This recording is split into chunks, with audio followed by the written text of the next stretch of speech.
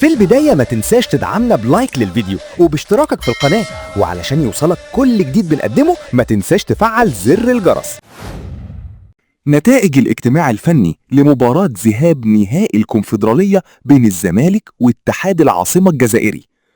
أسفر الاجتماع الفني لمباراة الزمالك واتحاد العاصمة الجزائري المقرر لها السبت في ذهاب نهائي كأس الكونفدرالية الإفريقية عن ارتداء الفريق الأول لكرة القدم لزيه الأساسي المكون من القميص الأبيض والشورت الأبيض، في حين سيرتدي حارس المرمى زيه باللون الأصفر. ويرتدي فريق اتحاد العاصمة زيه المكون من القميص باللونين الأحمر والأسود والشورت الأسود، بينما سيرتدي حارس مرمى الفريق زيه باللون البنفسجي. حضر الاجتماع من الزمالك كل من محمد حسن تيتو المدير الإداري، والدكتور محمد شوقي نائب رئيس الجهاز الطبي، وباسم زيادة مسؤول العلاقات العامة، ومحمد حسني مسؤول المهمات.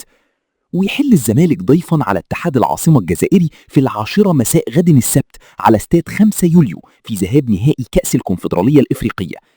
جدير بالذكر أن لقاء العودة سيقام في 9 مساء يوم 16 مايو الجاري على استاد القاهرة الدولي.